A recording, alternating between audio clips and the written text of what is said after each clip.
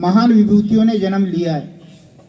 अगर आप राजस्थान के धरातल को देखेंगे तो जो अपना कोटा संभाग है, जिसे हम हाड़ौती कहते हैं, कोटा संभाग से लगती हुई मध्य प्रदेश की सीमा है जो मालवा का पठार कहलाता है। जब हम हाड़ौती से मालवा में एंटर करेंगे तो एक इंदौर शहर आएगा और आज से लगभग 300 वर्ष पहले एक ऐसी महिला सशक्तिकरण का मजबूत उदाहरण उस इंदौर मालवा की महारानी के रूप में वहां पर शासन प्रशासन को संभाला था। अभी चल रहा है 2024, यानी अहिल्याबाई होलकर का जो जन्म वर्ष है वो 300वें वर्ष में हम प्रवेश कर चुके हैं और पूरे भारत में ये 300वां जो जन्म जयंती वर्ष है ये अहिल्याबाई होलकर का मनाया जा रहा है। ऐसे क्या कारण थे कि अहिल्याबाई होलकर 28 साल तक उस इंदौर मालवा की प्रजा की लाडली बनी रही, वहाँ के जन जन की वो आकांक्षाओं पर खरी उतरी। कुछ ऐसे काम थे, कुशल प्रशासक थी वो और न्याय की देवी थी, न्याय में उसका विश्वास था, दूरदर्शी सोच वाली वो थी और धर्म के लिए हमेशा वो आगे रहने वाली महिला थी, शिव की भक्त थी।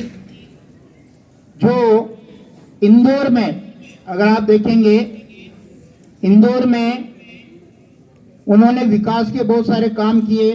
काशी विश्वनाथ का जो मंदिर है, औरंगजेब ने जब उसको तोड़ दिया था तो इस अहिल्याबाई होलकर ने ही उसका पुनर्निर्माण कराया और धर्म के वृद्धि में, धर्म को बढ़ाने में इसने महत्वपूर्ण योगदान दिया।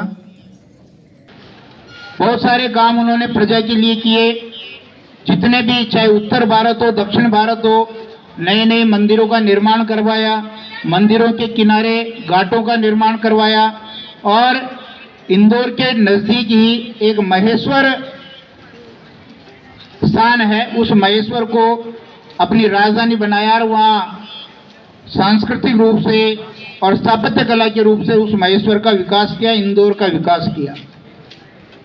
जगह जगह धर्मशालाओं का निर्माण करवाया ताकि जो जनता इधर उधर भटक रही है, रहने के लिए आश्रय नहीं है, खाने पीने के लिए कुछ मिल नहीं रहा है, उनको भोजन की व्यवस्था करवाई।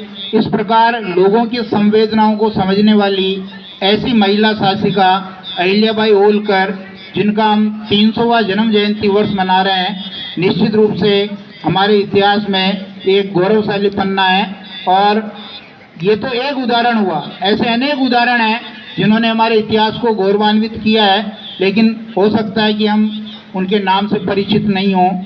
और इन्हीं के बाद में, अहिल्याबाई होलकर के बाद में ही एक नाम फिर चर्चा में आया था, वो था झांसी की रानी लक्ष्मीबाई, जिन्होंने भी अंग्रेजों से मुकाबला किया। ये वो दौर था जब मुगल सत्ता पतन की ओर थी, अंग्रेज अपना वर्चस्व बनाने के लिए यहाँ प्रयासरत थे। ऐसे समय में 28 वर्ष तक इंदौर मालवा का शासन संभालना कोई आम बात नहीं है। निश्चित रूप से महिला सशक्तिकरण का इससे अच्छा उदाहरण और नहीं हो सकता है। आज भी महिलाएं हर क्षेत्र में आगे बढ़ रही है और पुराने समय में भी जिन जिन महिलाओं ने नेतृत्व संभाला, उन्होंने अपनी मेधा का, अपनी प्रतिभा का जरूर परिचय करवाया। ऐसी महिला प्रतिभा रानी अहिल्याबाई होलकर को जो है हम मन से याद करते हैं और उनके जीवन में जो भी गुण हैं उनको हम अपने जीवन में उतारें। मैं बात कर रहा हूं इंदौर मालवा की रानी अहिल्याबाई होलकर की। अहिल्याबाई होलकर का आपने नाम सुना होगा, हालांकि थोड़ी विडंबना रही है कि हमारे इतिहास को कुछ इस तरीके से हमारे सामने प्रस्तुत किया गया कि जो योग्य प्रशासक थे, योग्य शासक थे, उनसे हम परिचित नहीं हो पाए। उनमें एक महिला शासिका थी, अहिल्याबाई होलकर का नाम है, जिन्होंने लगभग 28 वर्ष तक शासन की बागडोर संभाली। इतने लंबे समय तक इंदौर मालवा को खुशहाल करने वाली, समृद्ध करने वाली और वहाँ के जन जन के हृदय में अपना स्थान बनाने वाली ऐसी रानी अहिल्याबाई होलकर, जिसे हम इतिहास में कम ही स्थान के रूप में पाते हैं, जबकि जितना स्थान उनको मिला है उससे कहीं ज़्यादा की वो हकदार थी। 31 मई 1725 की यदि हम बात करें, ये जन्म वर्ष है अहिल्याबाई होलकर का। महाराष्ट्र जो राज्य है, अहमदनगर के एक चांडी गांव, जो छोटा सा गांव है, वहाँ पर अहिल्याबाई होलकर का जन्म हुआ था। और अपने बाल्यकाल में ही, बचपन में ही ये बालिका बहुत ही चंचल थी, होशियार थी और मानवीय संवेदनाओं से ओतप्रोत थी। जब इंदौर मालवा के मल्हार राव होलकर किसी काम से पुणे की तरफ जा रहे थे, उधर से उनका गुजरना हुआ और उन्होंने इस बालिका को देखा कि किस तरह से ये 8 साल की उम्र में ही अपने जो दीन दुखी व्यक्ति थे आसपास, उनको भोजन करवा रही है, उनकी सेवा कर रही है। तो मल्हार राव ने इस बालिका के गुणों से प्रभावित होकर के इस बालिका को अपने पुत्र के लिए मांग लिया और ये बालिका कम उम्र में ही विवाहित होकर के इंदौर आ गई। और इंदौर आने के बाद जो इनके पति थे, उनकी तब अपने यहाँ राजस्थान की बात करें तो जो भरतपुर जो रियासत हुआ करती थी, जाट बाहुल्य थी, यहाँ जाटों का शासन था। तो भरतपुर में जाट वंश से उनका टकराव हुआ और अहिल्याबाई होलकर के पति की मृत्यु हो गई। और उसके बाद जो उनके ससुर थे, हालांकि अहिल्याबाई ने ये डिसाइड किया था कि मैं सती हो जाऊंगी, लेकिन उनके ससुर ने मना किया कि शासन की बागडोर तुम्हें ही संभालनी है। और ससुर जी की मृत्यु के बाद उन्होंने वो शासन की बागडोर संभाली। अहिल्याबाई होलकर न्याय में कितना विश्वास करती थी, एक छोटी घटना के द्वारा मैं आप लोगों को अवगत करवाना चाह रहा हूं।